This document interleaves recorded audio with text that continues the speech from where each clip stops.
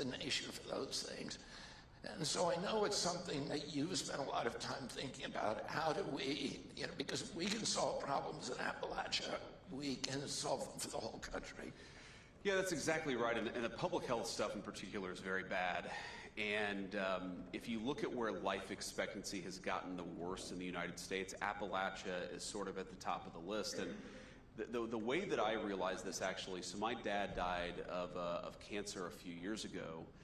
And it was one of these sort of super aggressive cancers, came on very unexpectedly, and then all of a sudden he was gone a few months later.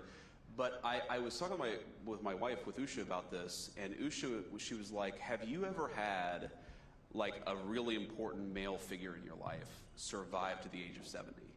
Like, so I'm looking at, and it's like, okay, my grandfather died at 67 from a very preventable illness, but 67 from a very preventable, very treatable illness. I think all of my aunts or all of my uncles, and not a single one of them that I could think of made it to 69. Maybe one of them made it to 70 or 71.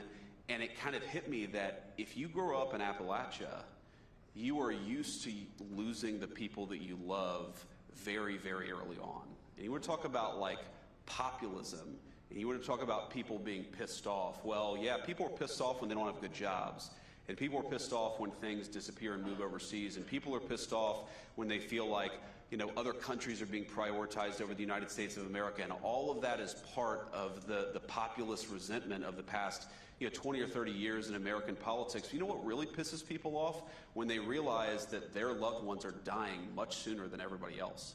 And that is a big part of the story of what's going on in Appalachia, and why I think so many people in Appalachia feel left behind. I mean, my story, obviously, it's been, like you said, I'm like the golden boy. Things have just worked out for me in this really incredible way. I feel so lucky and so grateful for it. But I also feel a certain sense of guilt, because there are a lot of people who grow up in families like mine who haven't had an easy life, and who haven't had all this economic opportunity, and who haven't had a person that they've fallen in love with, and they've been able to sort of build a stable, nice family like me and Usha have been able to build. And that gives me a sense of purpose, because I want those people to have the same opportunities that I've had. But it also gives me a great sense of anger, because we never should have gotten to the point that we are today. And the reason that we have is because of failed leadership, and it's failed leadership over generations. And by the way, you talk about Appalachia, you were talking about people who, though they don't have much, would take the shirt off their back and give it to a complete stranger, because that's what you do. If you go back to America's biggest wars, World War I, World War II, Vietnam, which are the counties that filled their draft quotas with volunteers instead of with draftees? It's very often the parts in deep Appalachia where you've got grinding poverty, but you've also got this incredible love of country. So if any place in this country deserves not to be left behind, it's Appalachia. But on the public health stuff in particular, the numbers don't look good. And it's one of the reasons why I'm such a big supporter of what you're doing, because these are people who deserve to live better, healthier lives, but they really have been left behind by this country's leadership. Talk a little bit about how MAHA has affected you personally. My grandchildren go to school with your children. And the MAHA, I think, has gotten a lot of people thinking about how they raise their kids, what they feed them, et cetera, how they go shopping. And then maybe to talk a little bit about the political impacts of MAHA. Yeah, so there are so many different ways I could talk about this. I mean, one, I just met Bobby's family backstage, or at least some of them, and I kept on shaking hands with various people, and I'm like, well, you're an Irish Catholic, so it makes sense that you've got a dozen or so people backstage. But I love that. I love big families. But so one, my wife, she's probably one of the original MAHA people, though I don't think that she would have ever used that phrase. Because I remember, our oldest son is 8 years old, and when babies typically eat solid food around 6 months of age. And I remember when he started eating solid foods, and I'm like, awesome, let's give him some cupcakes and ice cream. And my wife was like, no, let's give him carrots and applesauce here. So she was already thinking about health and nutrition in a way that was frankly kind of foreign to me, and that I think is very common among the MAHA crowd. Like, you guys are asking the right questions. What are we putting into our bodies? Where was it sourced from? If we're eating animal-based protein, is it coming from a place where the animals are treated the right way? If we're putting medications into our body, are we actually confident that they're doing the thing that they're supposed to do, that they're safe and effective? I just think this whole thing is about asking very critical questions about what we're putting into our bodies, into the bodies of our kids, and it's really affected me in a very profound way, and how I think about my own nutrition, about particularly how I think about what my kids are taking. And, I'm like one of these crazy people. The one way in which I'm more instinctively Maha is that if I have a back sprain, or I slept, weird, and I woke up with back pain, I don't want to take ibuprofen. I don't like taking medications. I don't like taking anything unless I absolutely have to. And I think that's another Maha style attitude. It's not anti-medication, it's anti-useless medication. We should only be taking stuff, we should only be giving our kids stuff if it's actually necessary, safe, and effective. And I think that's an attitude that's really beneficial to the entire country, because we do have, you've talked about this as eloquently as anybody, we do really have an obesity epidemic in the United States of America. I think a big part of that is not asking where our food comes from. We really do have medications that I don't think, maybe they're not solving the chronic disease epidemic, maybe hell, some of them are even causing the chronic disease epidemic. We've got to be asking more critical questions about what we're putting into the bodies of our kids, and I don't think we were doing that until this movement came along. The job of the vice president has been called the worst job in the country. and I think we're out of time, ladies and gentlemen. I think for some vice presidents that's been true, and I know that President Johnson, during my uncle's tenure, felt that he'd been sidelined, and I think Spiro Agnew and Gerald Ford felt the same way with Nixon. But then you had presidents like, you had vice president like Dick Cheney, who seemed to be actually running the country, and then you had these, relationships with... Not very well, it turns out. We agree on that. But Al Gore and Bill Clinton and Mondale and Carter, who had close personal friendships, you have an amazing job because you have a president who clearly puts tremendous faith in you. He relies on you. He's given you an extraordinary retinue of responsibilities. Talk a little bit about how your relationship with the president has evolved. Yeah, that's a great question. It's clear to all of us in the cabinet how much affection that he has for you and how much he relies on your wisdom. Well, it's interesting. You're exactly right that the job of vice president is incredibly contingent on the president that you're serving under. And you could have a president who effectively just passes off big swaths of responsibility. You could have a president who delegates. You could have a president who has no trust in their vice president, Kamala Harris, and so it doesn't go very well for that particular vice president. But I think there are two ways that I try to think about my job with the President of the United States. Number one, he requires honest counsel. In other words, if I have an opinion on something, whether I agree or disagree with the administration position, it's really, really important that I talk to the president about it. He doesn't want yes men, and I think it's one of the reasons why you guys have a great relationship, is because you're always thinking about how can I actually give the president the best counsel. But then the second thing is, when the president makes a decision, your job is to execute. It's not to run to the papers and say, well, actually, I disagreed with this decision, or run to the Congress and badmouth the administration. It's to execute. And I think the reason why the president has trust in me is because, yes, I absolutely tell the president what I think about a given issue, but I also recognize I'm the vice president, he's the president, and when the president of the United States makes a decision, it's time to go and get it done. And I think in part because I get things done, right? I mean, sometimes Congress doesn't cooperate, sometimes the private sector doesn't cooperate. Like, I'm not saying any of us have a batting average of 100, but what I think all of us who've earned the president's trust do is that when the administration makes a decision, when he makes a decision, we actually go out and get it done. And That's why this job has been so empowering for me, is because the president trusts me. He knows I'm going to give him honest counsel. He knows that if he asks me to go get something done, I'm going to try my best to actually go and do it. And that's why we have a good partnership. I think that's why the administration has been so effective this time around, is because there are a lot of people with a very wide diversity of opinions, but we get out there and we try to do the best job for the American people and the President of the United States. And because of that, there's a lot of trust and there's a lot of affection in the cabinet. I mean, you've seen this. I've seen this. But when we're sitting in there and the cameras are off and we're just talking about an issue, there is a deep level of affection and trust between all the senior members of the team. I don't know how it's possible to do this job without it, but I know it's why we've been so successful the past 10 months. Now we've come to the lightning round. Great. Marine Corps workout or Pete and Bobby challenge? That's tough, man. So it's I would say Marine Corps workout, especially for me. The one thing, so I can do like 5 dead hang pull-ups. You know, I have longer arms. I'm a little fatter than I should be, and you know, especially like 10 years or so ago, I got a little out of shape, and so it's actually the Marine Corps like physical fitness test has been an incredible guidepost to me getting back in shape. And it's basically, you run 3 miles, you do 100 crunches, or now instead of crunches, they do, it's this weird planking exercise that's a core exercise, and then there's pull-ups. But I felt like that's been a very good focus. The Pete and Bobby challenge is for people who are in as good a shape as Pete and Bobby, which is not yet me, but that's my goal. My goal is to get there. Who is the funniest guy on the cabinet? Well, obviously, the President of the United States.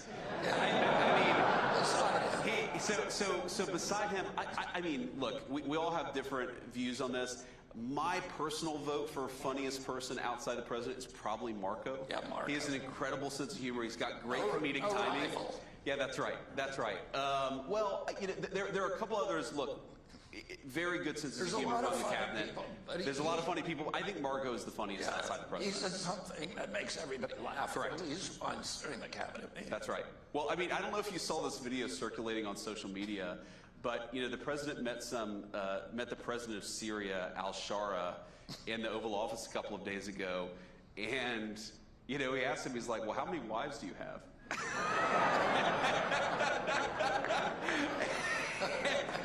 And it's just like, oh, what an amazing question. Amazing comedic timing. There are layers to it. There's like a meta humor to it. It's just, anyway, you know, but we got a lot of good humor in the cabinet.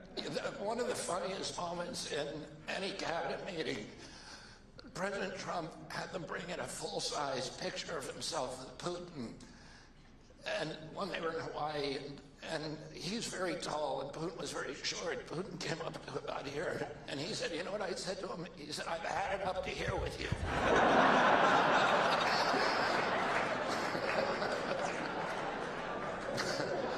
Okay. I remember that. There are 8 presidents from Ohio. How many can you name? Oh. This is unfair. That is a totally unfair question. I regret coming to this event based on that question. Okay. None of them, well, with one exception. None of Okay, so obviously U.S. Grant. Yeah. I have a particular affinity for him. Both of us have beards. Rutherford B. Hayes. Good. Was Cleveland, Ohio, or is it somebody else? I don't think Cleveland was. Okay, the problem is a lot of the Ohio ones are frankly the range of presidents where nobody can name them. Yeah. Right? So it's Except like most people can like go up to Jackson, and then they know there's sort of Lincoln and Grant, and then there's like, you know, a black hole of presidents.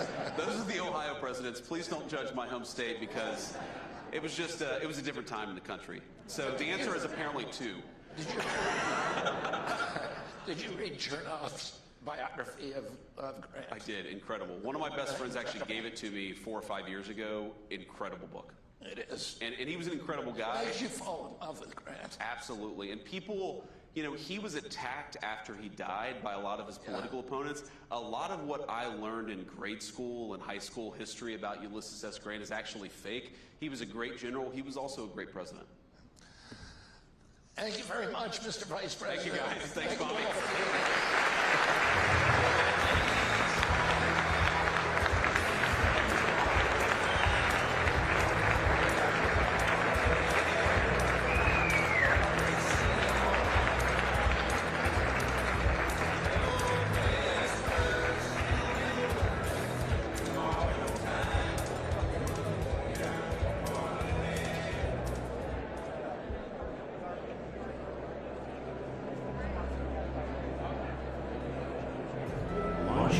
refreshments are now available in the pre-function space. Please enjoy and kindly plan to be back in the ballroom as our next session will begin promptly at 1:30 p.m.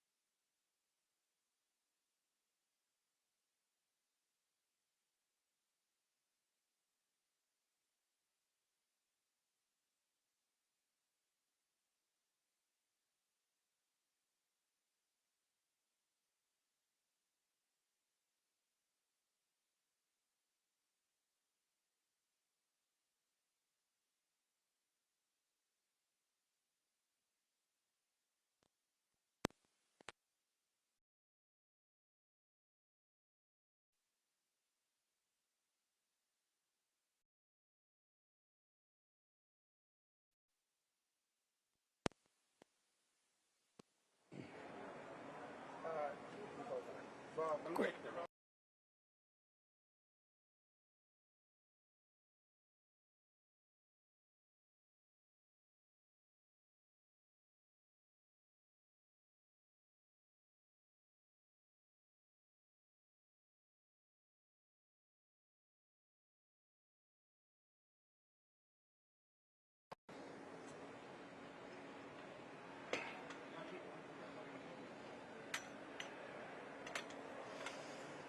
Yeah, today is taking penny pinching to a whole new level because the final penny is being minted today here in Philadelphia. We're at the U.S. Mint, where Secretary of Treasury Scott Bessent,